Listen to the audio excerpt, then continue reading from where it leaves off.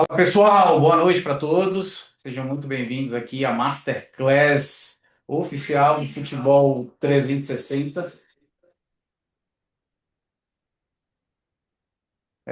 Hoje nós vamos ter, lógico, uma Masterclass especial e inclusive exclusiva, tá? Então que a gente vai ter um momento aqui para conversar sobre uma outra dinâmica, né? A parte mais voltada à parte de biomecânica. E eu queria, na verdade, saber de vocês aí, de onde vocês estão falando aqui, se ainda é o mesmo público. Pode entrar no chat, tá? Você tem aí o Keyway. E aí você pode fazer sua pergunta, enfim, interagir aqui com o Wagner, que é o nosso convidado de hoje, onde nós vamos poder aí trocar muitas informações.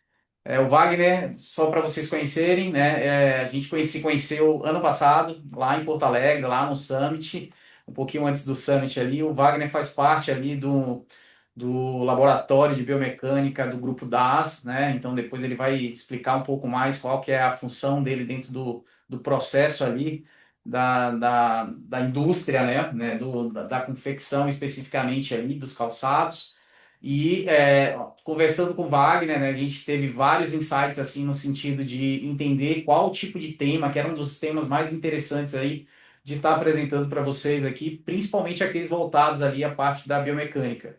E o Wagner nos contou ali que uma da parte da parte de doutorado, né, a tese dele foi exatamente voltada para essa parte da biomecânica do calçado em si, da chuteira. E aí foi, putz, foi a deixa que a gente precisava ali para montar o tema dessa Masterclass, que estou muito curioso, inclusive, para conhecer um pouco mais, tá? Então, queria dar as boas-vindas aqui ao Wagner Oliveira. Wagner, mais uma vez, obrigado pela sua gentileza de aceitar o convite aqui de participar dessa Masterclass especial.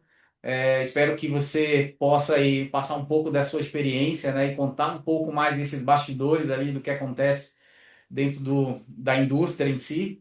E fique à vontade, o público é um público que já consome bastante conteúdo da Masterclass, então eles gostam.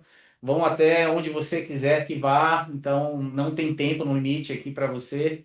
Fique bem à vontade, seja muito bem-vindo. Obrigado, Thiago. Obrigado pela discussão aí. Primeiramente, agradecer, né, o convite. Acho que é sempre um prazer a gente estar falando sobre aquilo que a gente gosta, né? Então, falar sobre futebol, falar sobre corrida, que é um outro esporte que eu estou muito envolvido, junto com o meu trabalho, né, que é a parte de desenvolvimento de calçados, é sempre um grande prazer, assim, que é algo que foi construído durante toda a minha formação, então eu gosto muito de estar envolvido nisso, gosto muito de estar falando. E o esporte, né? O esporte que é o que nos move, que faz com que todos nós estejamos aqui, né, agora, para aprender um pouco e compartilhar um pouco aí da minha experiência e também um pouco do que a gente tem aí de conhecimento sobre essa área, que é um pouco diferente aí do que a gente vê, né? Então, eu vou compartilhar aqui a minha tela, a apresentação, que está todo mundo vendo aí. Thiago, só uma questão, se alguém perguntar alguma coisa, manda no A gente chat, a vai. gente responde no final ou Isso, a durante. gente, a gente abre no final para as perguntas e respostas ali do pessoal, mas pode ficar à vontade para dar um fluxo bacana aí na aula. Ok, beleza. Então, o tema aí, quando o Thiago me convidou, dentre vários assuntos que acabo tendo na minha área de formação, que é Ciências do Movimento Humano, no qual eu realizei um mestrado e doutorado na URGS, tendo aí a formação completa nos últimos 6 anos. Além disso, durante a minha graduação, também sou profissional de educação física, sou formado pela faculdade da Universidade do Vale do Rio dos Sinos, aqui de São Leopoldo. Em 2014, eu me formei lá. Também, já durante o período da graduação, já pesquisava futebol, que era o meu esporte, que era o que eu gostava de estar envolvido. Eu falo sempre que, infelizmente, eu não tive o talento para jogar, mas como gostava tanto disso, eu fui atrás de tentar trabalhar de alguma forma com atletas, tentar trabalhar nesse meio de alguma outra maneira. De outra maneira foi estudando muito, tentando entender. aspectos do movimento e como que com esse conhecimento eu posso ajudar de alguma forma dentro do esporte, né? Ter minha contribuição dentro do esporte. E dentro disso, né, na minha carreira, me acabou surgindo a oportunidade de trabalhar dentro da indústria, o que é algo um pouco diferente para quem está na academia. Sair um pouco daquela ideia de universidade, publicação de artigo, dar aula e estar mais envolvido dentro de uma indústria no desenvolvimento de produtos tecnológicos, então, desenvolvimento de tecnologia dentro dessa indústria, mais especificamente na indústria calçadista. E aí eu trago aqui para vocês hoje, referente ao futebol, o tema da influência de diferentes perfis de chuteira na biomecânica de jogadores de futebol, que foi parte aí do meu doutorado também, muitos dos resultados que eu vou trazer, além de outros aspectos aí que a gente tem bem constatado na literatura, com a ideia de romper alguns mitos que a gente tem aí na prática do futebol, né? Principalmente aí o pessoal que trabalha mais diretamente com jogadores, com clubes, sabe muito bem que a dificuldade às vezes que é nessa relação com o jogador e às vezes até tem um conhecimento de indicar algo que está vendo que não está sendo legal para o cara, mas o cara quer utilizar mesmo assim. E aí aqui a ideia é tentar dar um argumento a mais para vocês para que consiga trabalhar isso de maneira mais aprofundada com esses atletas. Então aqui uma breve apresentação, né, sobre mim. Aí sou um cara apaixonado pelo esporte desde cedo, desde criança, sempre fui envolvido com todo tipo de esporte.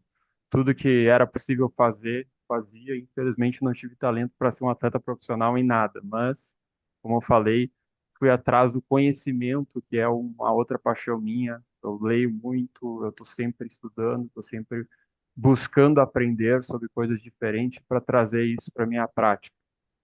Também eu sou um atleta amador ou corredor, né?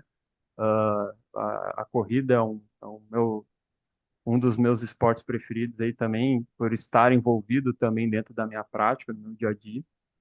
E sou mestre e doutor em Ciências do Movimento Humano pela URGS, além de ser o responsável do Laboratório de Biomecânica do Grupo DAS, que, para quem não conhece, o Grupo DAS, ele é, se não a maior, uma das maiores indústrias calçadistas aqui da América Latina, né? Não só do Brasil. A gente tem uma empresa que tem aproximadamente 30 mil colaboradores espalhados em toda a América Latina.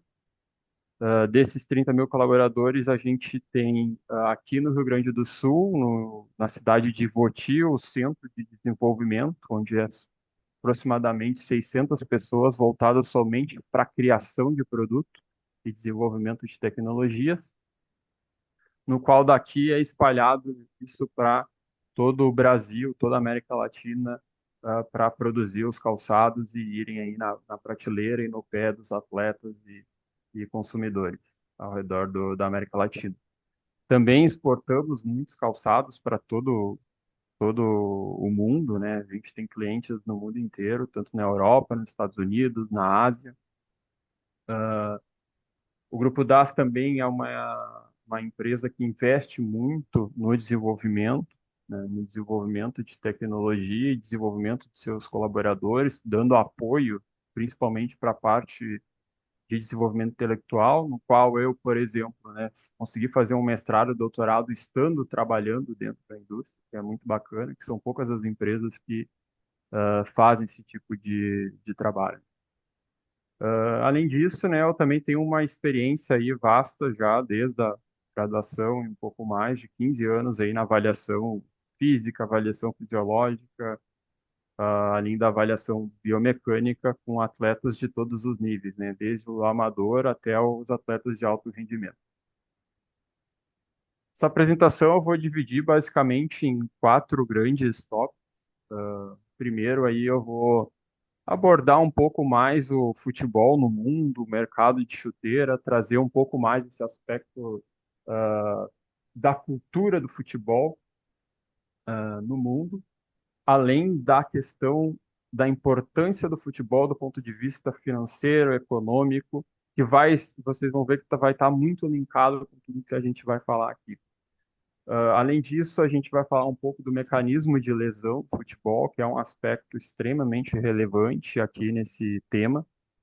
Para além da performance, a gente se preocupar com quais os mecanismos de lesão que geram, que são importantes aqui dentro do futebol, que vão estar relacionados diretamente com o equipamento do atleta, que aqui vai ser a chuteira.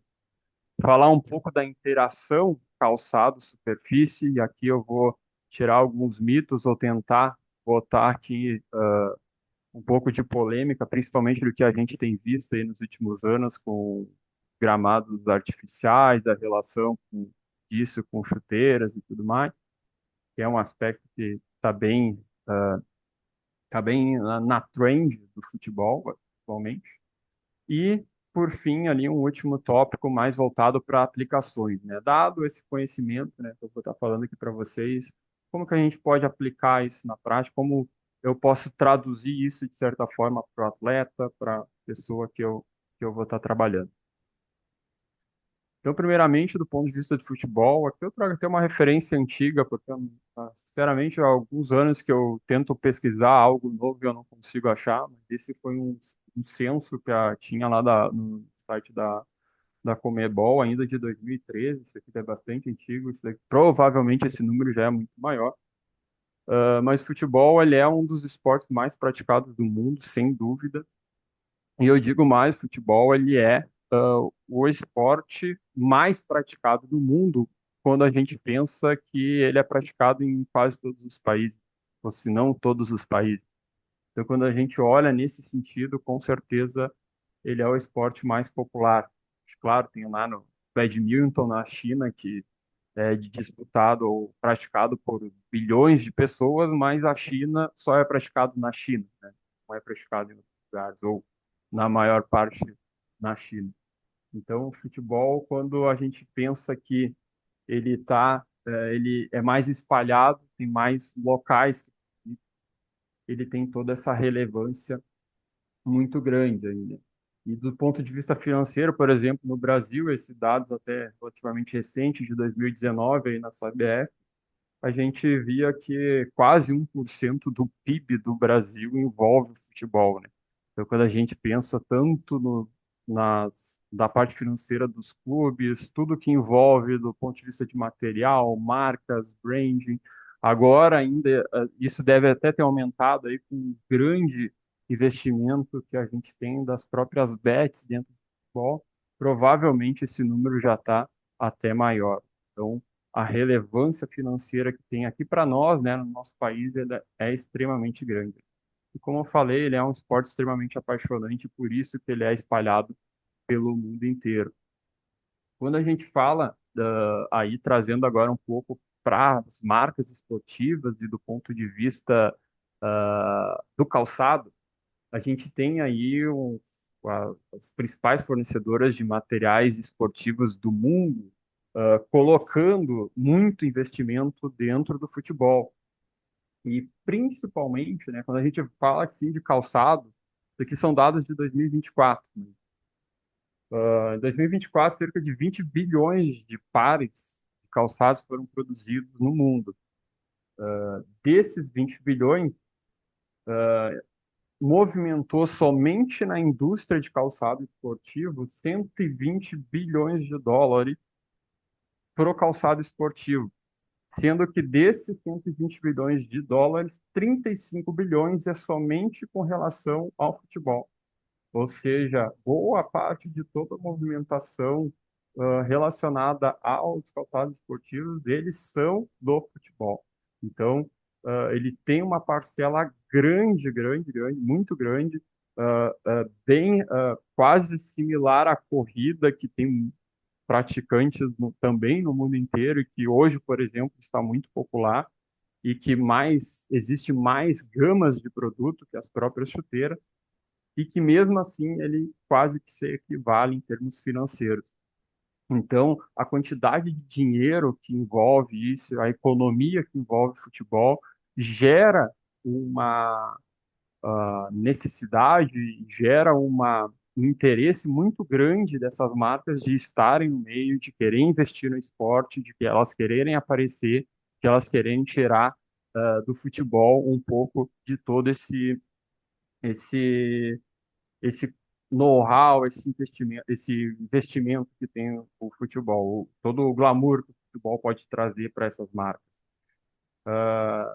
Por outro lado, né, quando a gente fala do ponto de vista agora de lesões ou do que o futebol representa no corpo humano, né, a gente tem aí um custo médio global, que são dados de 2017, 2018, referente a 1,6 bilhão de dólares somente para recuperação de jogadores. Então, é um valor financeiro bem relativo, né?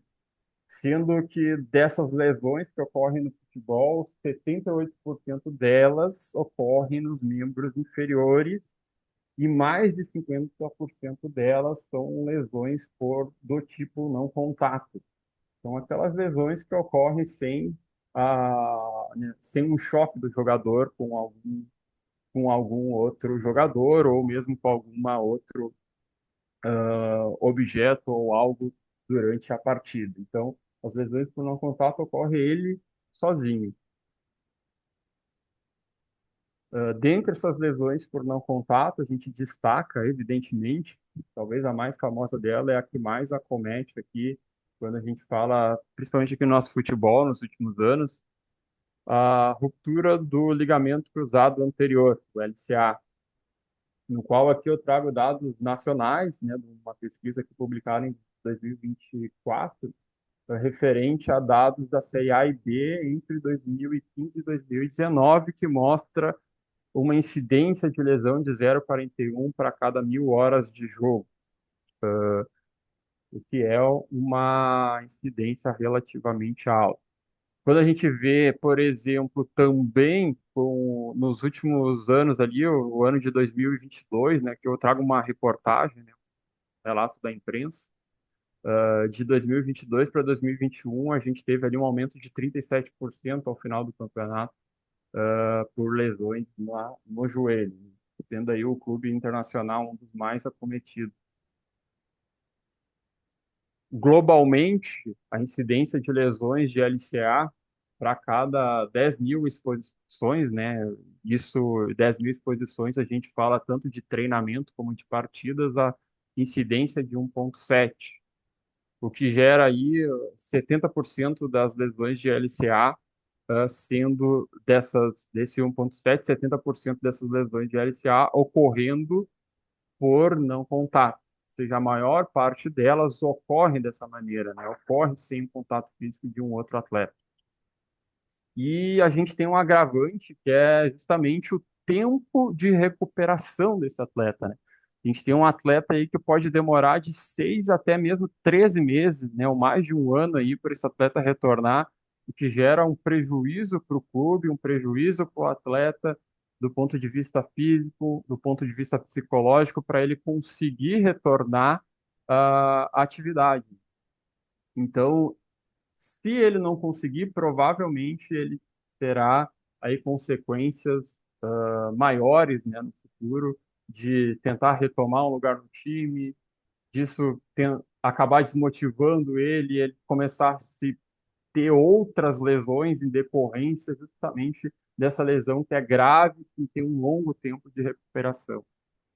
Além disso, a gente tem aí uma relação bem forte de que 8 a 17% dessas cirurgias acabam gerando uma ruptura desse enxerto após a cirurgia, né? O que também, apesar de ser um percentual baixo, é um percentual que assusta ou que não dá uma tranquilidade tão grande para esse atleta e um percentual relativamente alto de 24% de chance de ruptura do lado oposto, por toda a compensação que o atleta começa a fazer, porque tu já não tem mais aquele ligamento lá no joelho, que era o natural, que tinha lá seus receptores que funcionavam, né, de maneira adequada para gerar a mecânica de forma mais eficiente na artrocinemática do joelho. Aqui você vai perder tudo isso, por mais que vai ter essa mecânica ali, ela não vai mais ser aquela natural. E a chance de tu ter isso agora, devido a uma sobrecarga do outro lado, é muito grande. os mecanismos conhecidos, né, para essa lesão, como eu já mencionei, é o mecanismo de não contato, mas esse mecanismo de não contato ele normalmente acontece, na maioria das vezes, pela execução do movimento mais realizado no futebol, que é a mudança de direção. Muito mais do que um sprint, muito mais do que uma corrida em linha reta. A mudança de direção é que realmente é o grande vilão desse negócio. Por quê? A gente executa a mudança de direção quando está em cima de um marcador, a gente quando quer fugir, ir atrás de um atacante, quando a gente quer driblar alguém, quando precisa mudar de direção para correr para um outro lado, justamente para pegar um oponente. Então, todas essas situações de jogo exigem a necessidade dessa mudança de direção, que nada mais é do que um sprint rápido, parando o pé num ponto de apoio e girando o seu corpo para um lado oposto ao que estava indo. E essa variação do movimento de direção pode ocorrer lá de 180 graus, 90 graus, 45 graus, 10 graus, vai variar muito o tipo desse movimento que ocorre ao longo do jogo, mas ele vai ocorrer diversas e diversas vezes. E ele é o principal movimento que vai impactar nessas lesões do tipo não contato.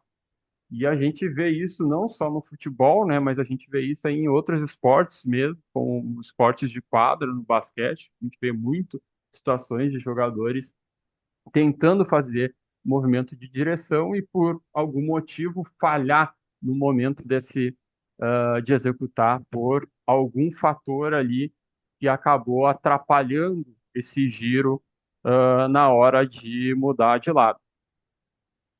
E um dos causadores bem famosos aí nos últimos anos, que tem sido discutido, e talvez alguns aqui ah, concordem em partes com isso, ou concordem totalmente, ou não concordem, mas a gente tem passado aí por uma grande discussão com relação ao gramado sintético. Então, gramado sintético como um vilão, será que realmente ele exige mais do que uma grama natural? Ele que faz aumentar esse risco de lesão?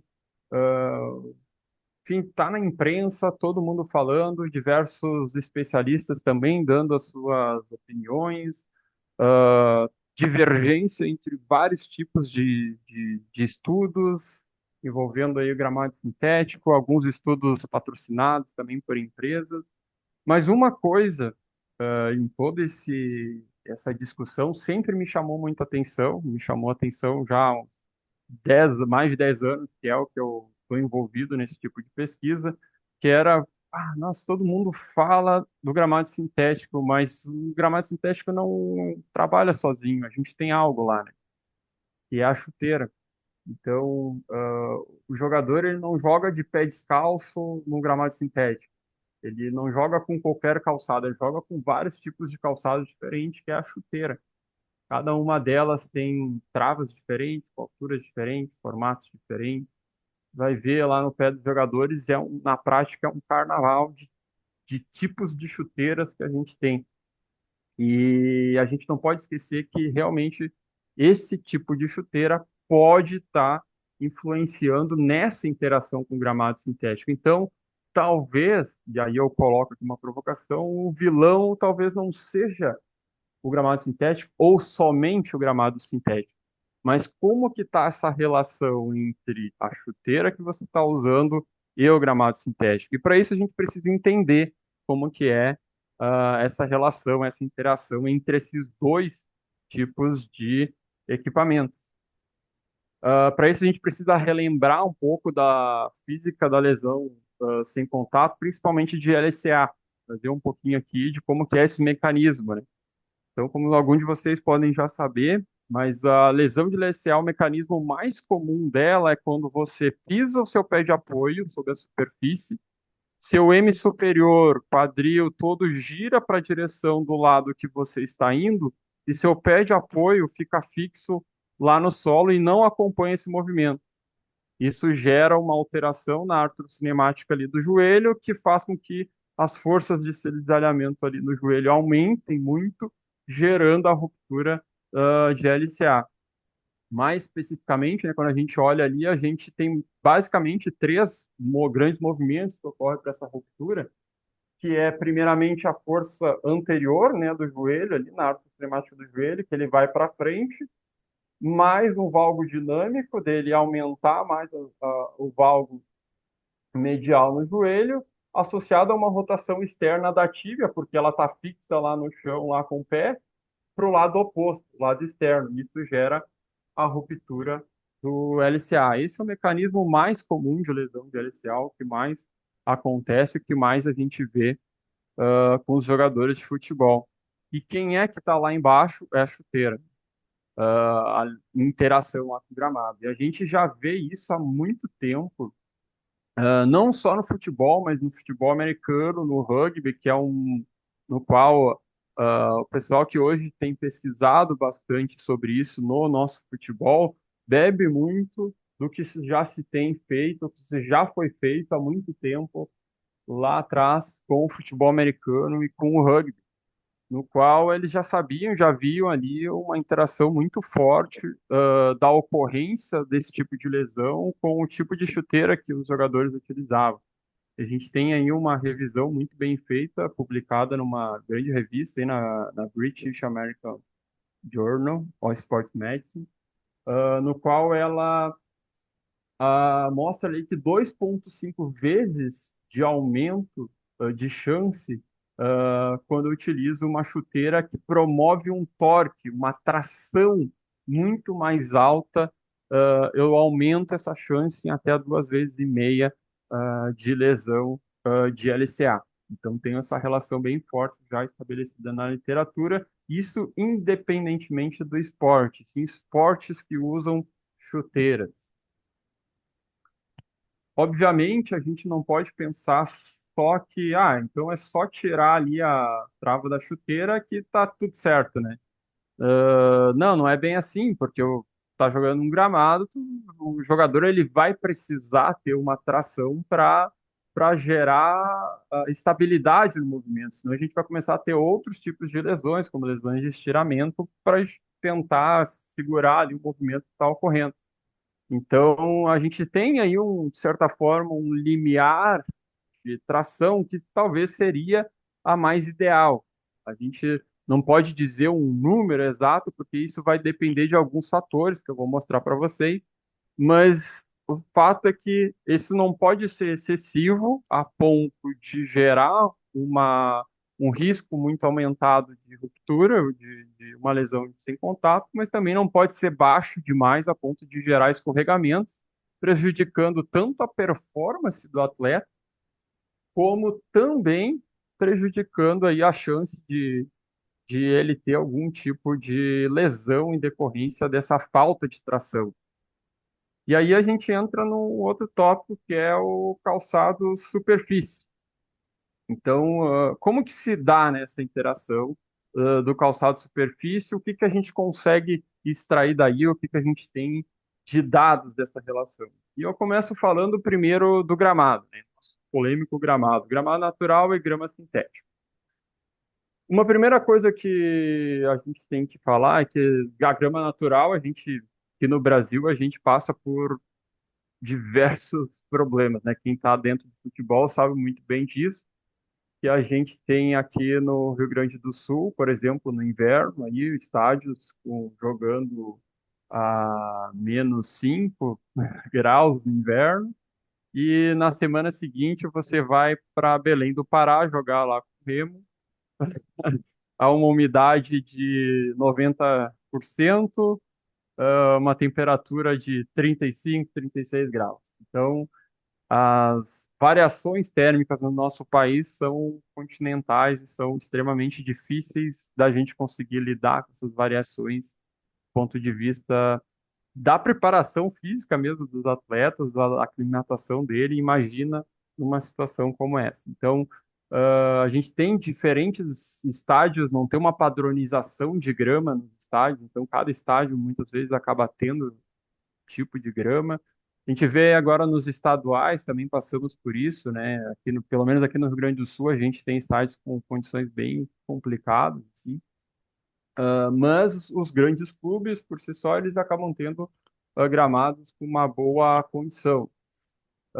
Uma coisa legal é aí, tanto do gramado natural como a grama sintética, a literatura traz muito bem isso, e aí o gramado natural ele sofre muito mais com isso, e por isso que temos diferentes plantios de grama ao longo da temporada, é que as estações do ano elas influenciam diretamente no tipo de grama que é colocado, e como consequência, esse tipo de grama ele também vai influenciar no tipo de tração que é exercida na interação do pé do atleta com o solo.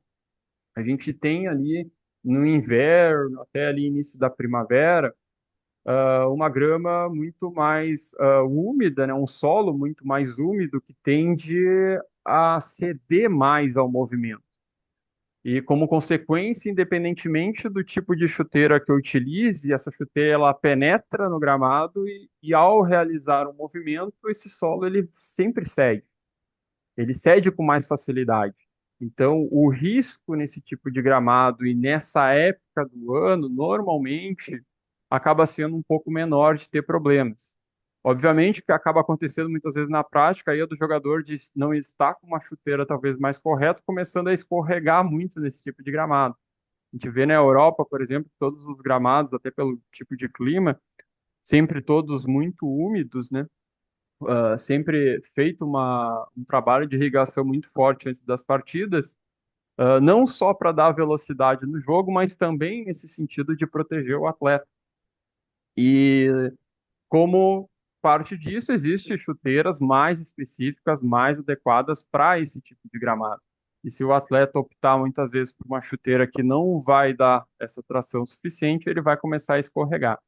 Do outro lado, lá no verão, e aí o gramado natural começa a pagar um pouco por isso, tem a troca aí muitas vezes da grama que está sendo utilizada, e é uma grama que normalmente ela tem uma resistência maior, porque ela tem que resistir mais à temperatura, o solo fica mais compactado, mais seco, e como consequência, quando a trava penetra ali no gramado, o solo não cede com tanta facilidade.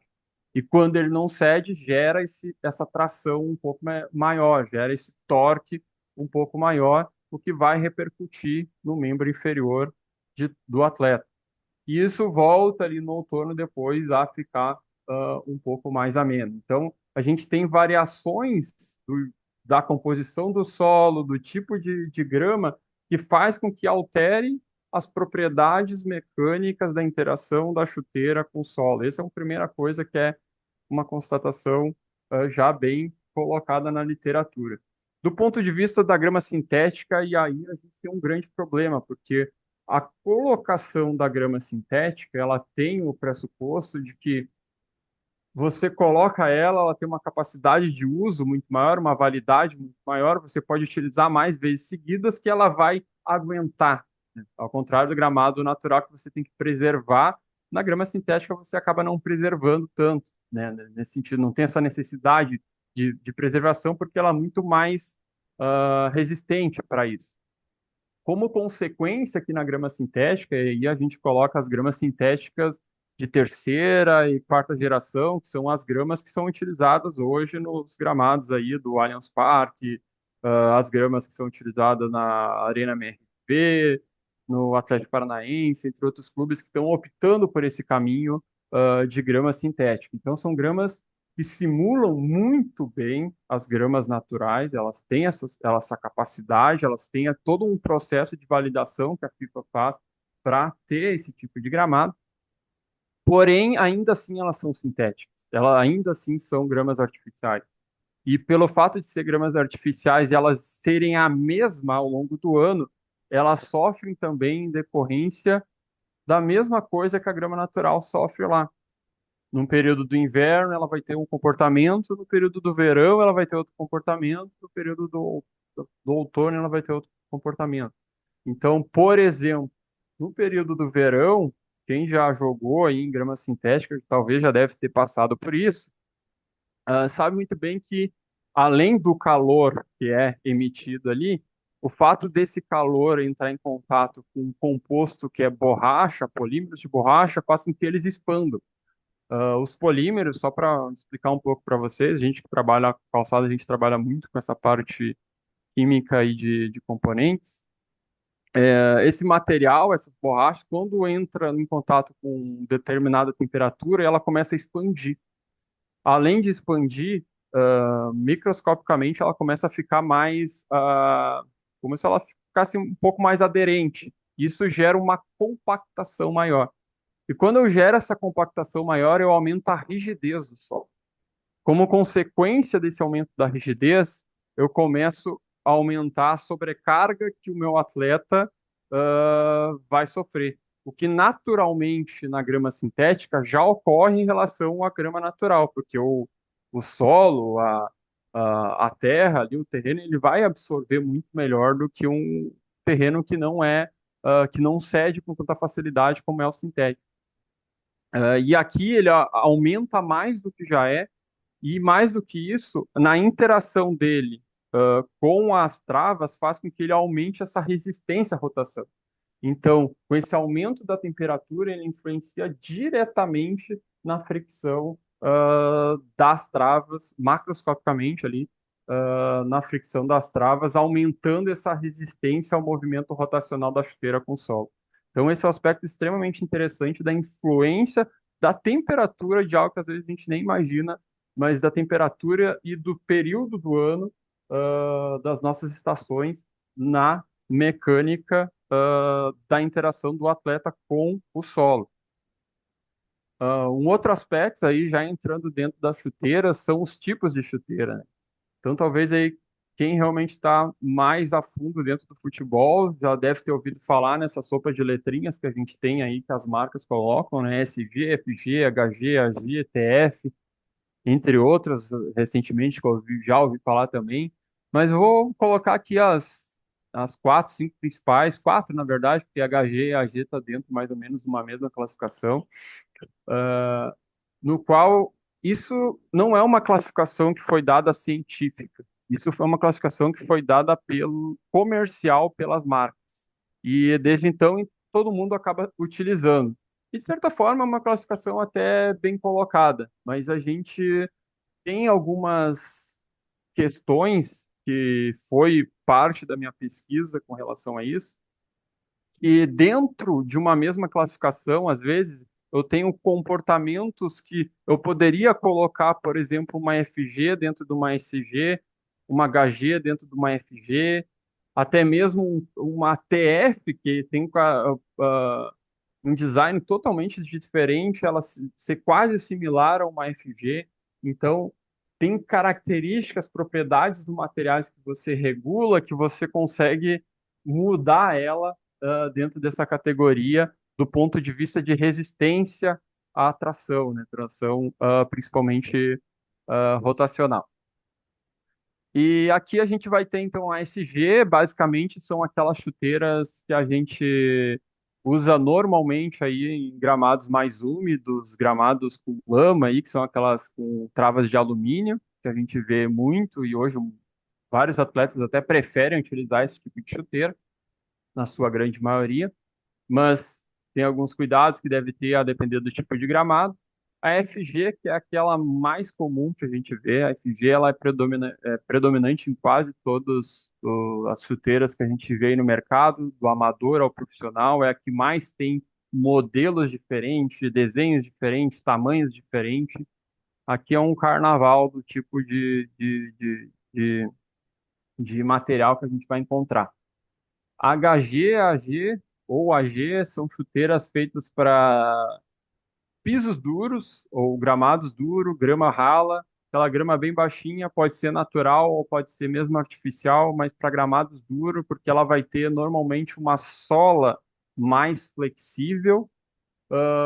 As travas delas vão ser muito similar entre a FG e às vezes até um pouco da TF, mas a grande característica dela aqui é que ela tem uma sola bem maleável, normalmente uma sola mais de borracha, ela é bem mais flexível, enquanto a FG ela é uma sola rígida, às vezes de fibra de carbono, peba, entre outros materiais que têm essa dureza maior.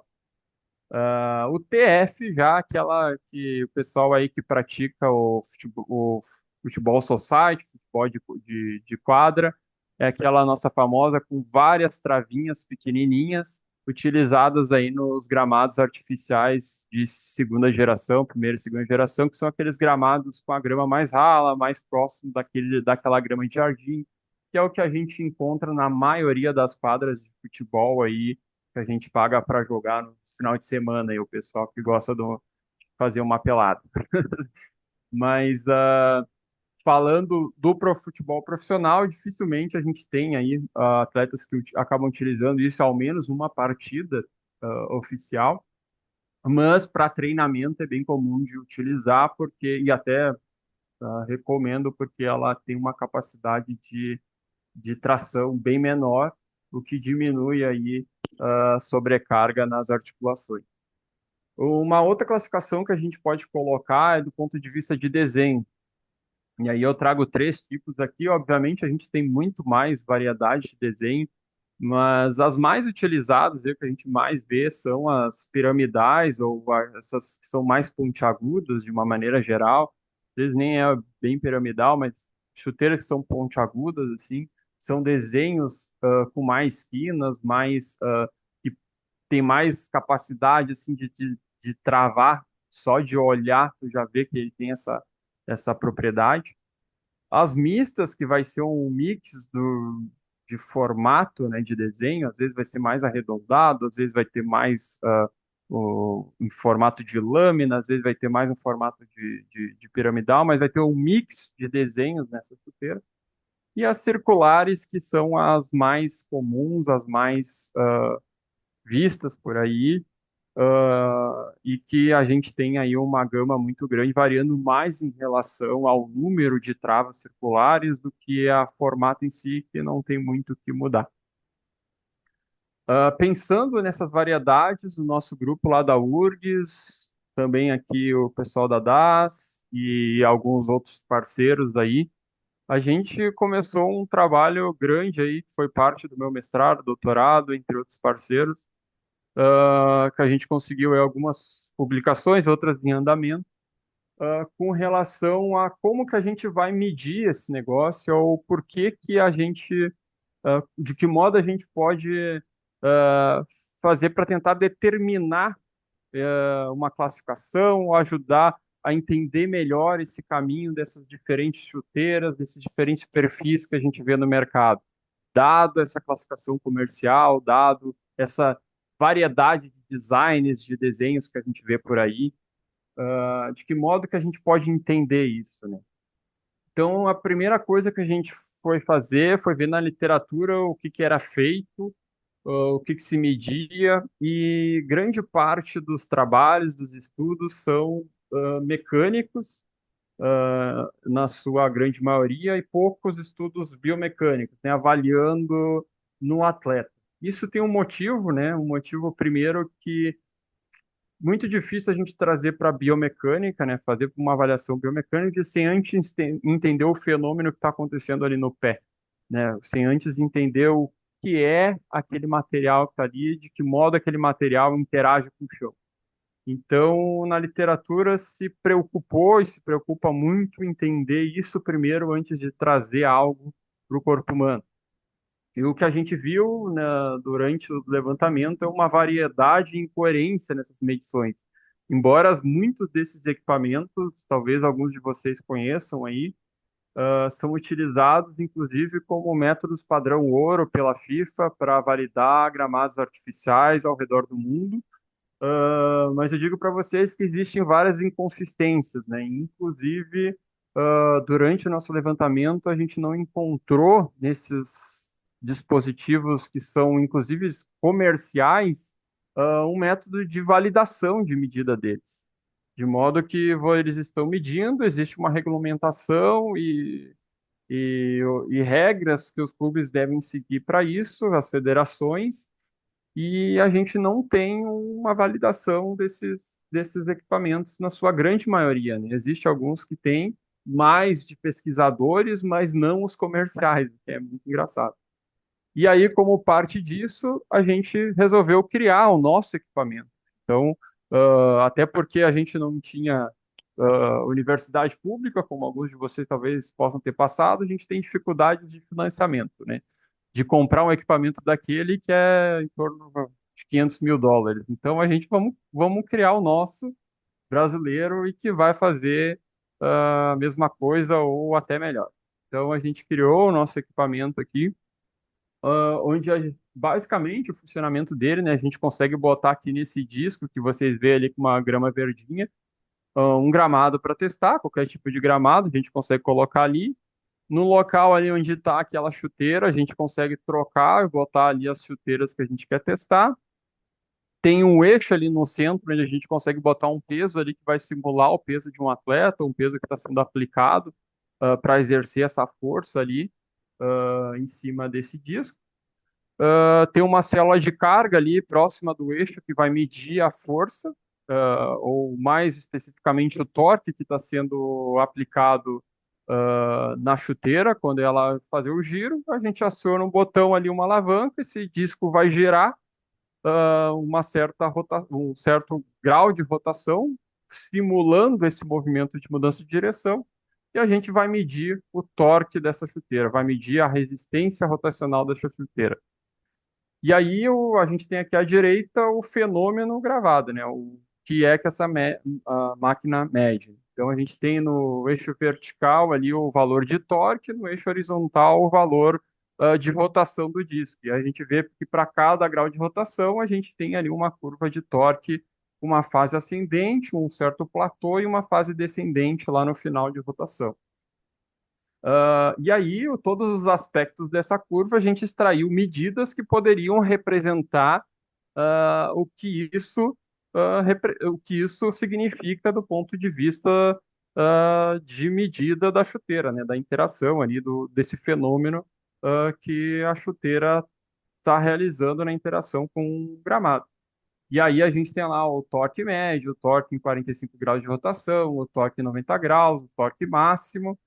O valor de rigidez, que é um valor extremamente importante, porque é um valor que é dado no início de rotação do disco, onde ele vai significar ali o quanto de torque é necessário para cada grau de rotação, né? Se eu pensar isso na prática, ele faz muito sentido, dado que a maior parte das lesões, principalmente de LCA, ocorrem no início dos graus de rotação. Então, é quando eu apoio o pé e vou começar a fazer o giro, isso não ocorre no final da rotação. Muitas vezes nem chega a um grande movimento de rotação, porque ele já rompeu antes. Então, essa é uma medida extremamente importante também, tem essa relação de acordo com a literatura com esse comportamento. Uma segunda etapa, depois de criado esse equipamento, validado, publicado ali o artigo, a gente foi para prática e pegamos diversas chuteiras do mercado. A gente tem aqui aproximadamente 60 modelos que a gente testou, de diferentes marcas, diferentes formatos, diferentes classificações, diferentes materiais. A ideia era pegar uma gama mais diversa possível do tipo de chuteiras para a gente entender se o quanto que a classificação, mais do que as medidas, ou entender que chuteira é melhor. Até porque é impossível fazer isso com 60 modelos. A gente queria entender, colocando no modelo de regressão, não prever o valor, mas entender qual característica que tinha o maior peso dentro desse modelo de regressão. Então, entender se a altura da trava é importante ou quão importante ela é, se o diâmetro da trava é importante ou quão importante ela é, se o material tem uma importância ou não. Enfim, características de design, características das propriedades dessas chuteiras, o quão importante elas são para o desenvolvimento do torque, né? Então, para isso, a gente utilizou aí um pouco da estrutura que a gente tem na DAS para fazer essas medidas. A gente caracterizou as medidas físicas através do escaneamento de todas as chuteiras. Então, colocamos essa chuteira no scanner 3D, extraímos através do software CAD ali todas as medidas de dureza, de diâmetro, de espessura ali dessas travas. Fizemos ali algumas medidas matemáticas de relação da área pelo número de travas. relação da força aplicada pelo número de travas. Também fizemos uma caracterização dos tipos de materiais, então, como algumas chuteiras a gente até tinha na empresa, a gente saberia o material, mas muitas chuteiras a gente teve que comprar e a gente não sabe as características. Então, para isso, a gente tem que colocar num equipamento lá de espectrofotometria, onde a gente consegue extrair que tipo de material ele é. Colocamos esse equipamento para determinar se ele era um material de PVC, de TPU, de PEBA, de carbono, para saber, a partir da tabela desse material, qual que é a rigidez, classificar qual que é a rigidez desse material de toda a entressola. Além disso, a rigidez longitudinal desse material, então eu botava ali a chuteira, aqui eu não estava sem a foto da chuteira, eu botei uma chuteira, um calçado de corrida aqui só para mostrar para vocês. Mas é um equipamento que faz uma flexão longitudinal do calçado para medir a rigidez dele a essa flexão.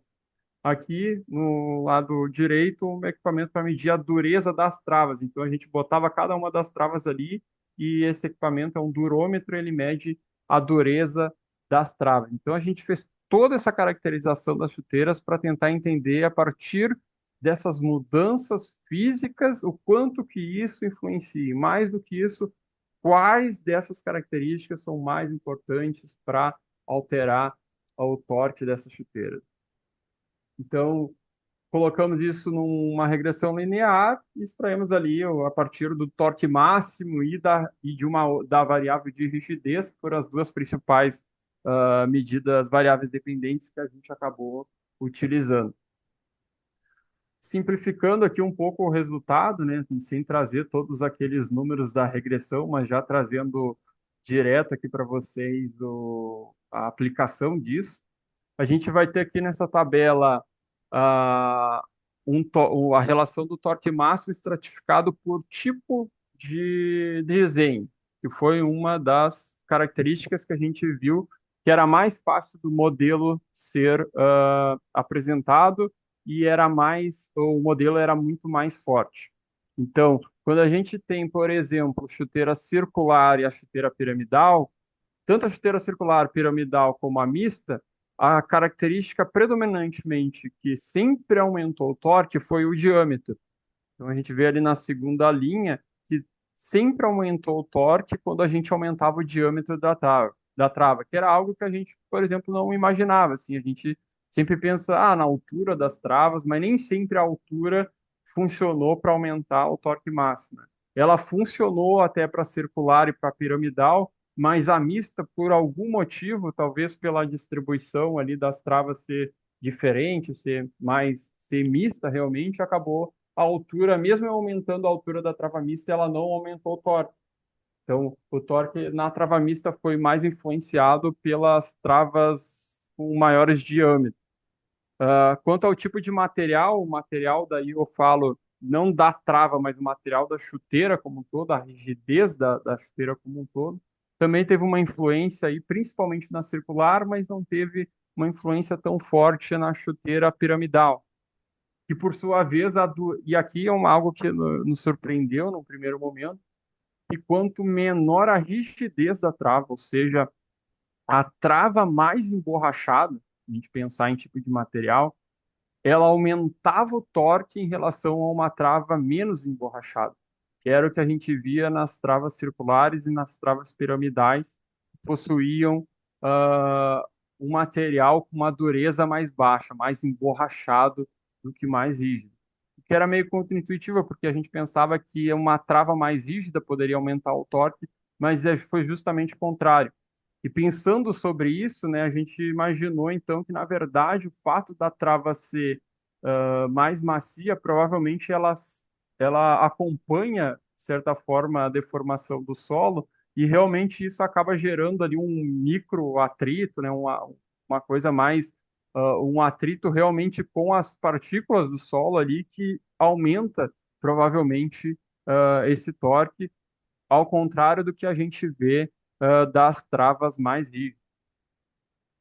E também, do ponto de vista de classificação, a gente viu que as SG, independentemente se era circular ou se era piramidal, ela aumentava o torque em todos os sentidos, né? Aqui são aquelas de alumínio, ou seja, que é o que a gente já esperava, porque a trava de alumínio ela é maior, ela é uma trava mais rígida nesse caso, mas ela tem uma propriedade, independentemente do tipo de gramado, de ser muito mais rígida e aumentar essa resistência à rotação. A outra variável dependente que a gente analisou aqui foi a rigidez, né? Então, para a rigidez, a gente já vê um comportamento um pouco diferente. A gente já vê que a mista ela sofre muito mais interferência nesse sentido, né? No caso da mista, ela, quando eu aumento o número de travas, por exemplo, que não tinha uma relação com o torque máximo, mas tem uma relação com a rigidez. Então, a gente, quando aumenta a mista e aumenta o número de travas também na piramidal, eu aumento a rigidez, a resistência, aquela no início da curva de torque, né? Aquela medida que é feita lá no início da rotação, a que mais talvez tenha essa relação com as lesões de não contato, mais até que o torque máximo. Porque o que acontece, né? O torque máximo ele pode ocorrer em qualquer momento da rotação. Ele pode ocorrer no início, ele pode ocorrer no meio, ele pode ocorrer no fim. Só é o valor máximo, que é um valor importante, é importante eu saber. Só que se ele acontece lá no fim, na prática, quando eu estou no movimento de mudança de direção, eu já estou lá perto de 90 graus e tive o torque máximo, eu estou com um controle muscular muito melhor.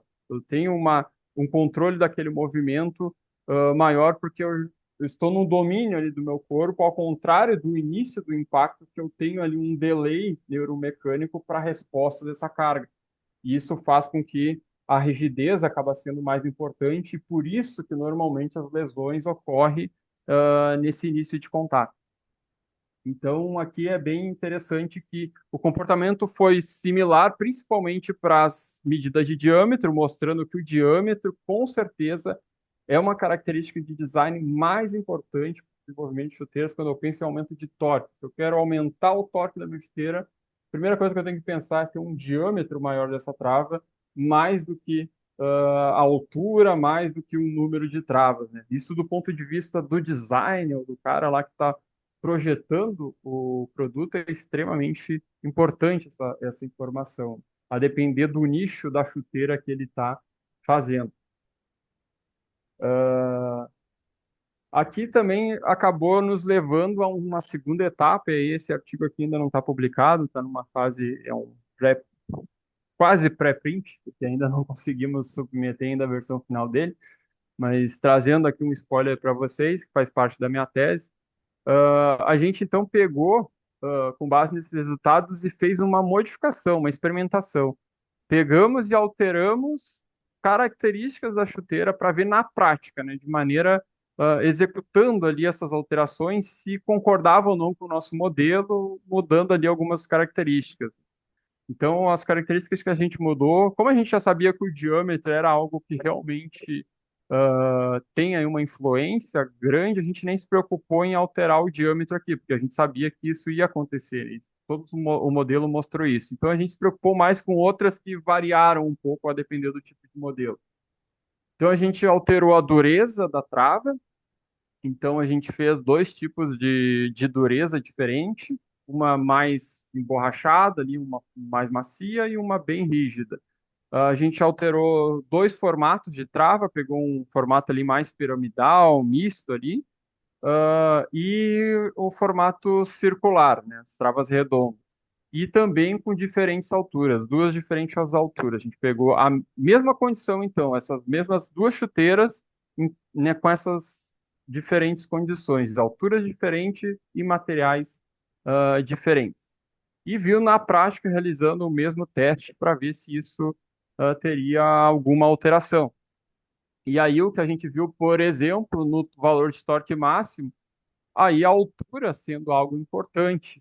Algo que a gente não via lá no modelo quando botava todas as chuteiras, o diâmetro acabava se sobressaindo. Como a gente não controlou aqui o diâmetro era igual para todas, aí a altura acabou se sobressaindo e, em média, a altura das todas as chuteiras que possuíam travas altas, junto com uma dureza maior, eram as que ofereciam maior torque. E o contrário também é verdade, as chuteiras mais baixas, com uma dureza menor da trava, ofereciam um torque mais baixo. Quando a gente vê a rigidez, a gente vê que se destaca a chuteira piramidal, a chuteira mais pontiaguda, com maior altura, foi determinante para essa essa maior rigidez, independentemente aqui se ela era mais macia ou mais rígida. E seja ela aumentou a resistência à rotação para stiffness ali, para rigidez rotacional, independentemente se essa chuteira tinha um material mais macio ou um material mais rígido. E as travas mais baixas, essas sim, tiveram aí uma menor rigidez, independentemente também do tipo de material e do tipo de formato dela.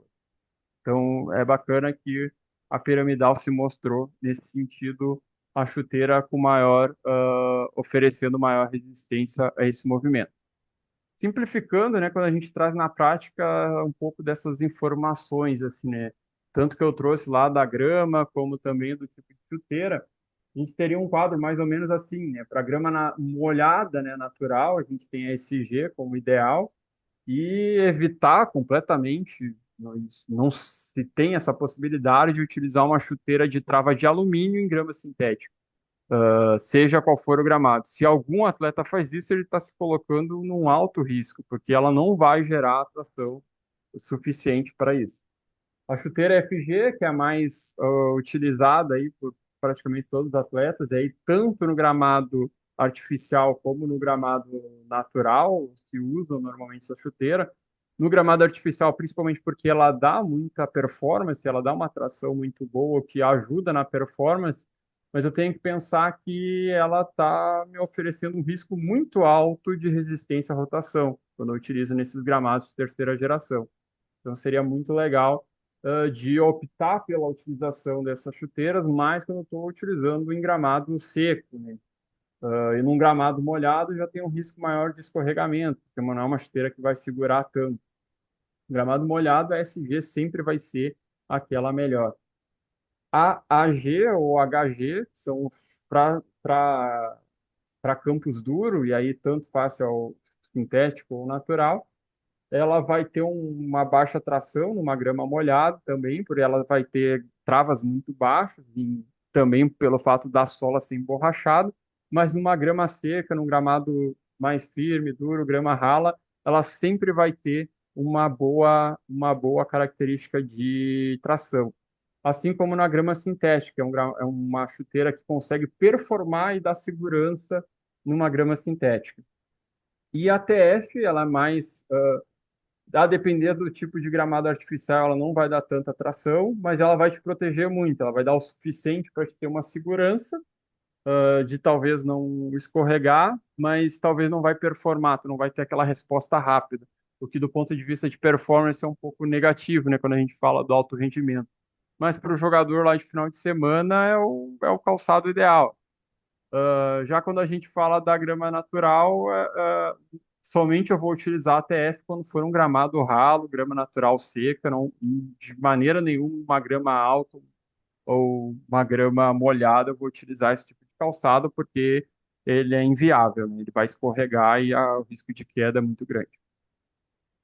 Trazendo um pouco agora de dados, não só com relação à parte do mecanismo de lesão de LCA, mas outros tipos de lesões que são bem frequentes no futebol, né? Uma delas é a lesão de quinto metatarso. A gente tem aí alguns jogadores famosos que passaram por esse tipo de lesão recentemente, né? O Neymar duas ou três vezes, se não me engano. E é uma lesão que ela é decorrente, tem uma relação muito forte com as chuteiras, né? Mais do que isso, ao posicionamento, muitas vezes, que as travas das chuteiras estão. E a gente viu isso já na literatura muito bem estabelecido, mostrando que, por exemplo, as chuteiras de lâmina, ou mesmo essas chuteiras do tipo piramidais, elas ficam posicionadas ali na altura dos metatarsos, gerando uma sobrecarga nessa região, que a gente vê ali naquele mapa vermelhinho, mostrando que ele vai ter uma pressão plantar muito maior nessa região, e pressão plantares alta nessa região onde eu não tenho capacidade de absorção de carga, gera, num primeiro momento, calosidade, no segundo momento, numa situação mais importante, uma fratura por estresse. E principalmente lá no quinto metatarso, que é muito sobrecarregado no futebol devido aos movimentos que são realizados, principalmente movimentos de mudança de direção, os movimentos de travamento, que você acaba jogando muito peso para a região lateral do pé. Ao contrário do que a gente vê quando se utiliza travas cônicas, que tem uma distribuição mais homogênea no pé. Então, até sempre coloca-se com uma recomendação de jogadores que estão voltando para esse tipo de, depois desse tipo de lesão, cara, tenta utilizar uma chuteira cônica, uma chuteira um pouco mais tradicional ali, para tentar evitar o máximo o risco de tu desenvolver essa lesão de novo, porque a fratura por estética do metatarso ela é muito ingrata, porque além do tempo que tu vai ficar, tu gera um mecanismo de resposta ali, de feedback, né, proprioceptivo, uh, que fica marcado lá, né? Cria um engrama sobre isso e o seu corpo acaba gerando compensações em decorrência dessa lesão que acarreta aí para quase toda a carreira do jogador, né? Muito difícil de tu retirar isso depois. Um outro aspecto importante, né, das chuteiras aí, como eu mencionei, nesse posicionamento dessas travas, é o posicionamento adequado delas. Para além disso, também a rigidez que a trava não, mas a sola como um todo realiza no pé. De modo que quando eu tenho um bloqueio das travas gerando um aumento da rigidez nessa região dos metatarsos, eu tenho um bloqueio da movimento da articulação metatarso-falangiana. Essa limitação, esse bloqueio, gera ali uma diminuição do movimento de dobradiça ali do pé, né? Que é extremamente importante nas fases de propulsão, na fase de aterrissagem, muitas vezes, de cravar o pé ali no chão para gerar um movimento de mudança de direção. Isso se soma ali também a todo aquele mecanismo que a gente já falou lá antes, de uma maior compressão axial ali e disparando isso aí para uma ruptura de LCA, entre outros problemas que pode gerar um acarretamento dessa lesão. Um outro fenômeno é com relação à chuteira rígida, né? Nessa mesmo sentido, quando eu tenho uma sola muito rígida, eu gero uma diminuição da minha taxa de movimento de dorsiflexão ali, que gera um maior momento do meu tornozelo, gera também uma sobrecarga da região metatarsofalangiana, que ao longo do tempo vai gerando uma síndrome da articulação do metatarso. Então, utilizar uma chuteira muito mais flexível nesse sentido me protege. Obviamente, nem sempre eu vou poder utilizar isso, mas de vez em quando, ao longo do meu ciclo de treinamento, eu optar por algo mais flexível é extremamente importante para dar esse alívio ao pé, porque utilizar algo rígido em tempo inteiro, eu vou estar sobrecarregando essa articulação, esse segmento do nosso corpo que é extremamente importante, principalmente no futebol. E agora, já partindo um pouco para o final, e a gente trazendo algumas aplicações práticas dessa aula. Eu vou trazer aqui algumas coisas que eu já falei e outras talvez novas aqui, mas que vale essa reflexão. O primeiro que eu não comentei, mas eu acho que vale trazer aqui, é com relação a populações femininas e o maior risco de lesão de LCA. Só para vocês terem noção, a ocorrência de dados recentes aí principalmente do Campeonato Brasileiro, com o aumento aí do futebol feminino, né, no nosso país, no mundo inteiro também, a gente tem que ter um cuidado maior com as mulheres, porque elas, obviamente, têm uma sobrecarga mecânica muito diferente dos jogadores do sexo masculino. Por toda uma alteração biomecânica e postural, estrutural que a mulher tem, como, por exemplo, o quadril mais largo, gerando ali o aumento, principalmente do ângulo Q, da relação quadril-joelho, que tem o maior momento valgo do joelho, que a gente bem sabe.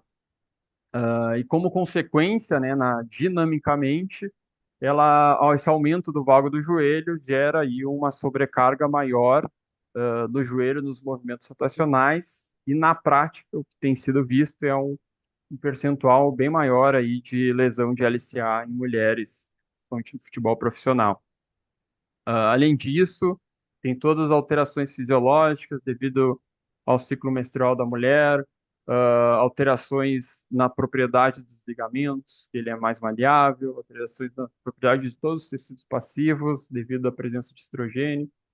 Enfim, tem todas as alterações hormonais que geram essa necessidade da mulher de ter um cuidado maior dentro do esporte, né? E hoje a gente tem, inclusive, tem muito desse debate, né? Se no futebol feminino o tamanho do campo tem que ser o mesmo, se a bola tem que ser a mesma ou não, enfim, tem todo um debate nesse sentido, justamente por essas diferenças físicas que geram esse risco maior realmente para as mulheres. E quando a gente pensa no produto, é exatamente a mesma coisa. Hoje, do ponto de vista da indústria, eu trago para vocês a prática realmente do que eu vejo no meu dia a dia. A indústria ela não está muito preocupada em entender ou ter um produto feminino e um produto masculino. Isso independentemente do esporte, porque isso gera custo para a indústria. Mas a partir do momento que tem um movimento para que isso aconteça, a indústria vai ter que fazer. Mas hoje a gente não vê nenhum tipo de movimento nesse sentido. O que está acontecendo e acontece, é que os calçados masculinos são feitos para homens, são feitos para o público masculino e somente são replicados para mulheres numa cor feminina, numa cor rosa, numa cor mais que seja de agrado do público feminino. Então, não é só isso, né? Não é só uma cor. Tem toda uma mecânica, como a gente viu, tem toda essa repercussão, esse risco maior de eu utilizar uma chuteira A, B ou C para o público masculino, eu vou estar expondo uma pessoa, né? Expondo ali uma população que já tem um risco maior utilizando o mesmo tipo de equipamento. Talvez a gente deveria pensar um pouco nisso, tanto na orientação das meninas com relação a isso, como também da própria indústria de pensar produtos que vão ser mais voltados para esse público feminino. Então, é algo que merece uma certa reflexão nesse sentido. Do mesmo modo, para as nossas categorias de base. E aí, aqui eu já tive algumas experiências nisso, né, de trabalhos pela DAS, aí, com categorias de base dos clubes que a gente apoia, tanto aí o Grêmio, também com o Inter aqui a gente já fez alguma coisa. Hoje a gente vê os jovens, todos eles já patrocinados desde muito cedo, nas categorias de base, e a gente sabe que o volume de treinamento está cada vez maior na base, a intensidade do treinamento está cada vez maior, a quantidade de jogos daqui a pouco está quase que nem um profissional. Esse todo o excesso e para um corpo que ainda não está preparado para toda essa sobrecarga é algo que a gente também tem que pensar. E do ponto de vista aqui do calçado, a gente, de novo, não tem, a gente só tem um calçado com um tamanho menor adequado para a base. Obviamente, a gente vai estar falando aí, às vezes, de um garoto de 14 anos que está calçando 43, mas o pé dele não está desenvolvido ainda, os ossos dele não estão desenvolvidos ainda. Muitas vezes é um pé que ainda, ele até é grande, mas ele é magro, e a chuteira ela foi pensada para um tamanho padrão dentro de um pé masculino, adulto, e não está respeitando daquele jovem ali que não tem o pé ainda formado. Ele está colocando ali um calçado extremamente restritivo no pé dele, que vai gerar ali alterações ósseas ao longo do desenvolvimento dele e que vai gerar repercussões, muitas vezes problemas que ele vai ter lá na frente que ele nem sabe que talvez a origem pode ter sido pelo uso inadequado durante muito tempo de um produto que não foi feito para ele.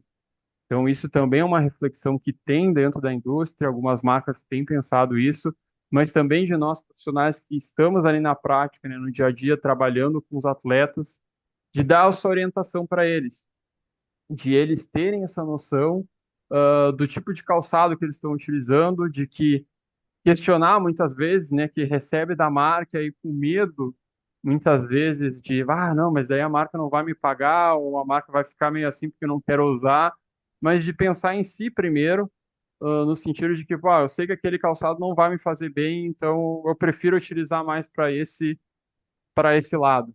E deixar isso muito claro para as marcas, deixar isso muito claro para ele se proteger, utilizar realmente aquilo que é o melhor para ele, não porque a marca está colocando que aquilo é o que ele deve fazer. Então, isso é algo que eu sei que acontece muito na prática.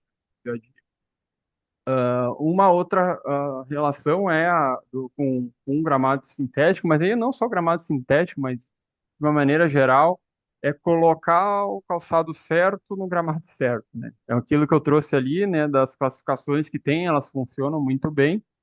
Esse é um primeiro ponto, mas além disso, e aí é um trabalho, por exemplo, que eu faço muito aqui com as nossas marcas dentro do grupo, de ter uma orientação na hora da compra, na hora do site, aí não só para o jogador profissional, mas eu estou falando para o consumidor, para o atleta de final de semana, o atleta amador, ele saber as características daquele produto, o que que ela traz de bom para ele, se aquele produto é mais indicado para isso ou aquilo. Então, isso é um trabalho que a gente tem feito bastante aqui com as marcas dentro do grupo, para tentar trazer essa informação mais completa e que a venda seja o mais assertivo para esse jogador, para ele evitar alguma lesão, algum risco de lesão que ele possa ter no futuro. E aí, um outro ponto que eu trago aqui para reflexão é que seria o momento de pensarmos em uma regulação do tipo de chuteira, ou do tipo de mecanismo aí que a gente fala dessa interação da chuteira com o gramado, enfim. Eu pergunto isso porque, por exemplo, não sei se vocês sabem, mas nos anos 2000, a NFL, né, do futebol americano, ela baniu alguns tipos de chuteira. Ela baniu completamente, não, nenhum jogador pode utilizar alguns tipos de chuteiras no seu, nos campeonatos da NFL. E isso gerou toda uma repercussão ali, uma discussão com as marcas na época. E além disso, hoje tem todo um processo regulatório que todas as chuteiras desenvolvidas por essas marcas, elas têm que passar por testes utilizando aqueles equipamentos ali nos gramados, que eles fazem lá em diferentes pontos do gramado, e a chuteira tem que atingir no máximo X% de torque. E aquilo dali é o que eles consideram que é um limiar de regulatório ali para o calçado passar e ser aprovado para ser utilizado na NFL. Algo parecido que, por exemplo, na corrida hoje, não sei quem tá, se alguém aqui é acostumado ou está por dentro do mundo da corrida, que a World Athletics hoje regula os calçados de corrida também, que são utilizados em provas oficiais de atletismo, onde tem uma lista lá com todos os produtos que a World Athletics diz que é aprovado. Quando a gente vai desenvolver um produto novo de alta performance, a gente tem que mandar esse produto para lá e ele vai ser aprovado ou não pela World Athletics, dadas as suas características. E algo similar é feito lá na NFL com essas chuteiras que são utilizadas no futebol americano. Então, talvez de pensarmos isso no futuro, a partir aí de movimentos envolvendo as confederações, envolvendo a FIFA mesmo, para pensar na proteção do atleta, né? Porque esse é um problema grave que envolve os clubes, envolve a saúde dos atletas e que, de certa forma, é um pouco negligenciado. Como conclusão aqui, que eu trago para vocês, já indo para a parte final, a gente tem aí que pensar realmente, como principal mensagem, uma educação neuromuscular, no sentido de que eu preciso educar esse atleta com esse diferente estímulo, com esse diferente equipamento, esse diferente material, para esse diferente campo que ele vai utilizar para a sua prática. Ele precisa passar por esse processo de educação, de adaptação, para que ele não, quando chegar no momento do jogo, ele não tenha nenhum tipo de problema. Então, esse é um aspecto extremamente importante aí que vale a gente mencionar. O outro aspecto aqui que eu trago é de que é muito importante o atleta ele conhecer o equipamento, entender qual o mais adequado para aquela situação. E aí não só para o campo, mas para a situação que ele está. E essa é uma das coisas que eu mais falo, assim, porque imagina o seguinte, eu tenho um atleta que ele teve uma lesão de LCA recentemente. E ele está voltando, fazendo toda a preparação, vai retornar ao jogo. Ele vai passar por todo um processo de adaptação até ele voltar no alto nível. Durante esse processo de adaptação, será que vale o risco de eu colocar nesse atleta um equipamento que eu sei que ele vai aumentar a chance dele ter um problema? Né? Será que não vale eu orientar esse atleta? Ó, cara, não vai por esse caminho aqui, não vai, não utiliza esse material, não utiliza essa chuteira porque ela vai te oferecer um maior risco, ou tente evitar de jogar num campo assim, assim assado, porque ele vai te oferecer um maior risco. Então eu tenho que pensar na situação do atleta naquele momento para ver se isso pode ser um fator ali que influencia e aumente o risco dele de lesão. Então, um outro fato que eu trago, às vezes, é numa situação prática que a gente tem muito aqui no Brasil, que, por exemplo, de ter todo o problema de calendário, que todos vocês sabem muito bem que a gente passa.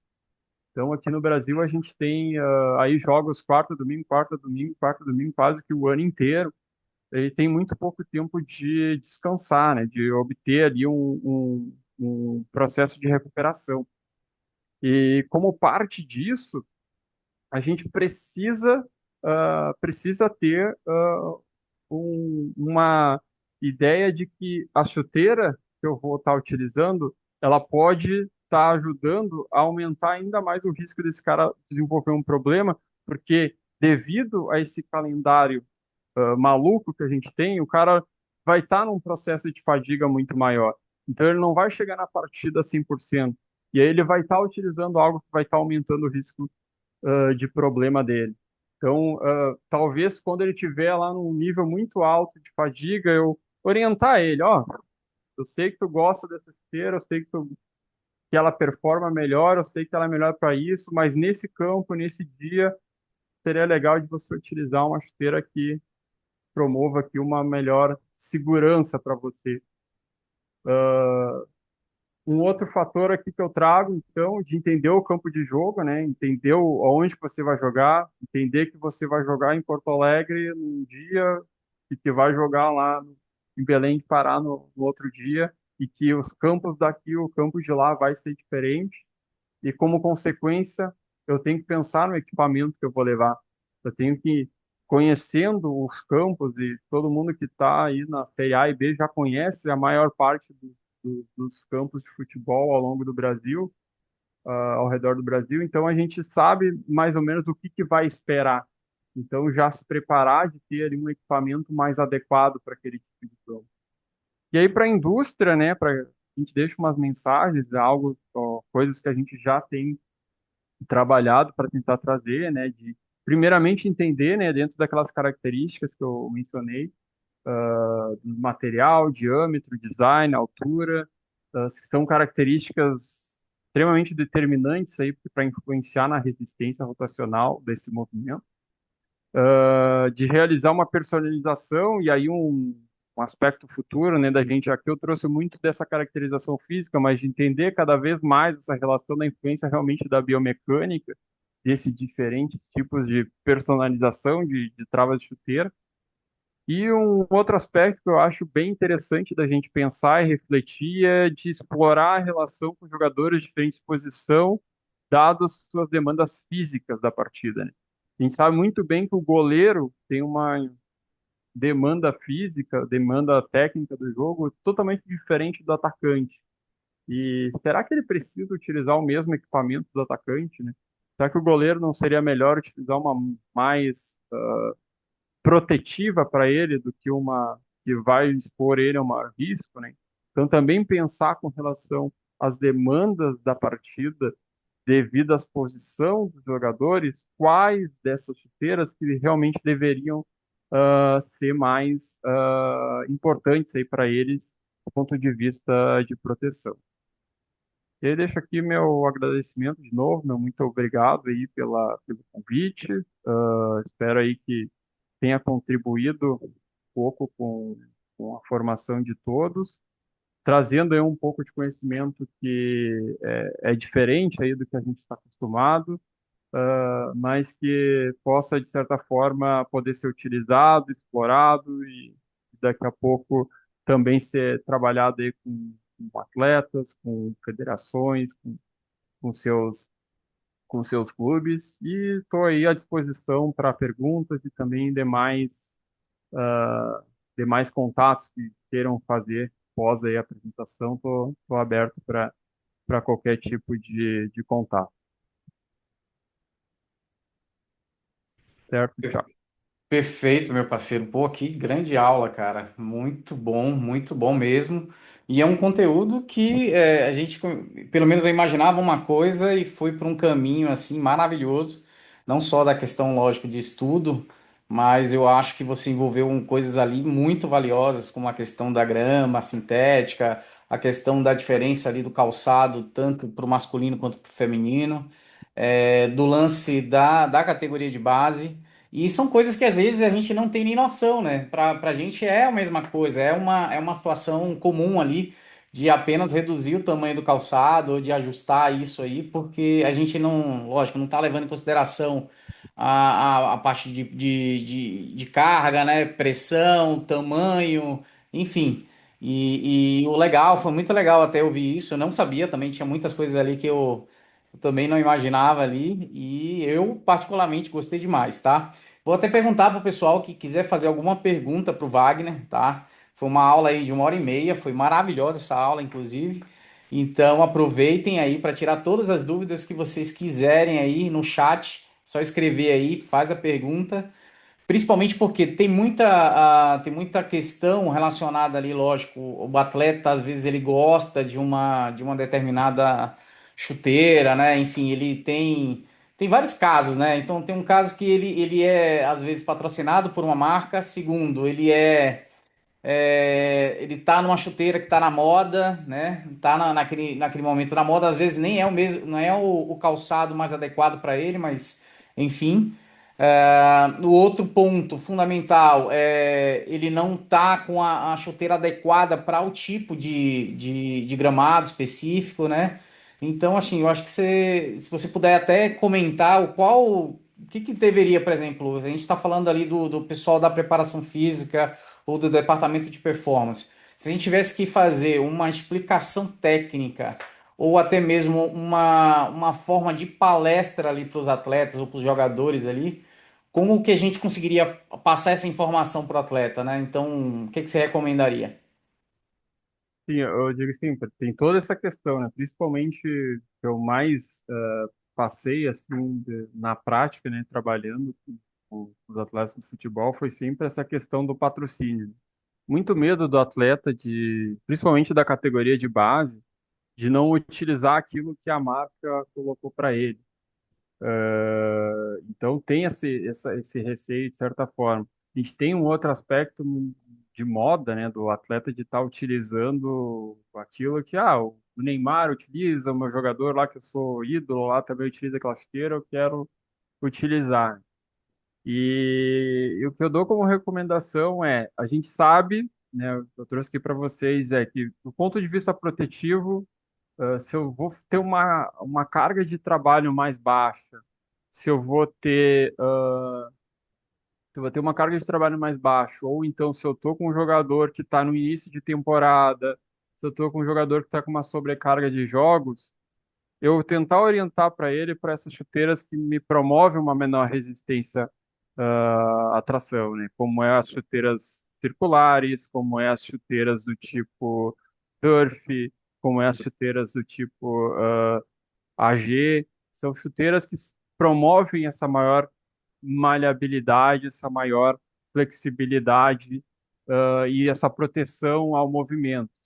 Claro, eu vou perder um pouco em performance, mas eu ainda não estou dentro de um trabalho, que vai me exigir tanto para eu ter essa performance. Então, eu vou tentar priorizar para proteger esse jogador e deixar realmente para partida ou quando eu estiver bem lá 100% de utilizar aquela esteira que vai me ajudar a performar melhor. Porque a gente na alta performance trabalha muito com essa dualidade, né, de performance e proteção de lesão, né? Performance e proteção de lesão. O que a gente tem que fazer aqui, na verdade, é tentar prevenir, né? E a prevenção, ela vem muito no treinamento, vem antes do jogo, vem nessa monitoramento de como que tá o jogador para não deixar ele estourar, né? Porque uma vez que estourou, já era, né? Aí eu perdi o jogador, eu vou perder ele por um longo tempo, assim. E realmente de orientar os jogadores a não ir pela moda, pensar tecnicamente, e ver o que ele sente também, né, do produto. Eu acho que a percepção do atleta é muito legal nesse sentido, né? Eu acho que a experiência ao longo do tempo vai fazendo com que o atleta consiga retirar mais esses elementos da chuteira, esses elementos de conforto da chuteira que estabelecem esses aspectos, mas é tentar entender isso e ir com aquilo que ele realmente se sente mais confortável, né? Você recomenda, então, nesse caso, por exemplo, digamos que a gente tem um calendário congestionado ali, com muitos jogos, o revezamento do calçado Exato. para poder exatamente você até meio que preservar ali, na verdade, né? Não utilizar. Se ele gosta de utilizar, por exemplo, lá a chuteira piramidal, vou pegar uma marca aí, uma Nike Mercurial, com trava piramidal, mista, lá com travas de alumínio. Ele gosta de utilizar aquilo dali, ele não abre mão de utilizar.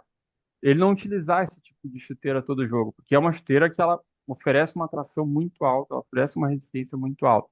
Então, é orientar esse jogador para ele, nos momentos de treinamento, nos momentos que ele tiver num momento de maior fadiga, que opte por uma chuteira circular mais tradicional, opte por uma chuteira que talvez, vai fazer só uma corridinha no campo, vai com uma chuteirinha de turf, vai com uma chuteira que vá dar maior maleabilidade para o pé dele, ele também para trabalhar, para dar liberdade, para ele não trabalhar essa musculatura, não enrijecer essa musculatura a ponto de lá no futuro ter algum tipo de lesão por isso, né? Por essa limitação que a chuteira vai gerar. Bom, perfeito. Temos uma pergunta aqui. Boa noite, Thiago, Wagner, todos. Parabéns pela aula, muito boa. Vocês fizeram ou pretendem fazer algum estudo comparativo em diferentes solos em relação ao tipo de pisada, supinada, pronada, neutra, assim como o uso de palmilhas corretivas usadas nas chuteiras, aumentando ou diminuindo a incidência de diferentes tipos de lesões? Ah, boa pergunta. Essa primeiro com relação a supinada, pronado, neutro. Essa é uma questão que ela é, inclusive, não só no futebol, mas na corrida, por exemplo, ela é bem presente, assim. Mas é uma questão muito estabelecida pelas próprias marcas, sabe? E ao longo do tempo, independentemente do esporte, a gente viu que tem pouca relação isso com o tipo de lesão. A gente tem um problema realmente se o atleta ele prona muito, principalmente se ele for uma pronação patológica, mas isso daí eu vou ver visualmente no cara ali quando ele está caminhando, que realmente ele tem um grau de pronação muito alto. E nesses casos patológicos é uma correção quase que o bom mesmo é cirúrgico, né? Então, é ruim eu colocar algum tipo de intervenção externa, como um calçado, que vai controlar esse tipo de movimento, né? Então, não é algo que a gente pense ou que o mercado pense, ou mesmo na parte acadêmica pense em tentar mudar algo nesse sentido. Com relação às palmilhas, isso sim tem uma questão interessante. Aí não tanto ah, de para correção de movimento, e mais com relação à distribuição de cargas, principalmente com atletas que a gente vê uma ocorrência grande aí de fascite plantar, né? A gente teve vários atletas aí, inclusive uma vez eu fiz um trabalho com um jogador do Grêmio, né? Na época tinha um bastante problema de fascite plantar, a Umbro, que é uma das marcas do Grupo DAS, patrocinava o Grêmio na época, e pediu ali uma ajuda para esse jogador, da gente fazer algum tipo de trabalho. E aí indicamos eles lá, inclusive foi depois lá para aqui em Porto Alegre tem um laboratório do pé que faz um trabalho com palmilhas muito bacana, que é realizar uma palmilha que vai gerar uma absorção melhor de impacto, principalmente. E aí, nos casos de jogadores que realmente precisam dessa absorção um pouco melhor. Porque o que que acontece, né? Ao contrário do tênis, do dia a dia, né? Quem vai fazer ali uma prática, por exemplo, de corrida, a chuteira ela não tem esse amortecimento, né? Menos ainda no campo, né? No futsal a gente até consegue ter alguma coisa, mas no futebol de campo a gente não tem isso. O amortecimento fica muito pela superfície e a penetração das travas na superfície. E aí, para gerar esse amortecimento, precisa de uma palmilha ali especializada, com pontos de macieza ali nos locais do pé que geram maior desconforto, né? Essa maior sobrecarga, essa maior pressão plantar. E aí é algo que se faz, sim, não como uma forma de correção de movimento, correção de postura do pé, mas realmente para tentar amenizar as cargas naqueles pontos respectivos, né? Isso sim tem uma influência bem bacana e um trabalho bacana em relação a isso para tentar diminuir essas dores e gerar mais conforto, né, para o atleta. Pô, perfeito. Inclusive, você tocou num assunto interessante ali que a gente falou um pouquinho das marcas. Eu estou aqui, inclusive, pessoal, ó, com praticamente a camisa do evento já tá 100% aqui já montada aqui. A Umbro vai ser a nossa, vamos dizer assim, parceira mais uma vez aí no evento.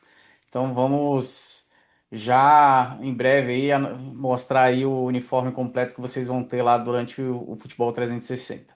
Pessoal, é isso. Wagner, obrigado demais aí mais uma vez aí pela sua, enfim, generosidade aí no sentido de passar todo esse conteúdo. Foi muito bom, inclusive conteúdos aí que eu realmente não conhecia, não sabia. Acredito que muitos também dos profissionais que estão há muitos anos, inclusive no futebol, não tinham algumas informações aí do que você nos passou hoje, né? Eu acho que isso vai ficar muito valioso, e inclusive deve ser uma aula revisitada muitas vezes aí para buscar alguns insights ali na hora de passar uma informação para o atleta, né, da forma correta. Muito obrigado, tá? E queria só as suas considerações finais aí para a gente encerrar a Masterclass de hoje. Bom, por fim, né, de novo agradeço aí a oportunidade, sempre um prazer a gente falar do que gosta. Também aí deixo aí aberto para todo mundo que queira ver depois e que está aqui na aula para tratar, tirar dúvidas, falar sobre esse assunto. Eu estou aberto, disponível a isso, né? É só me contatar ali no Instagram, wagner.r.o, ou mesmo aí pede meu contato aí para o Thiago que a gente conversa.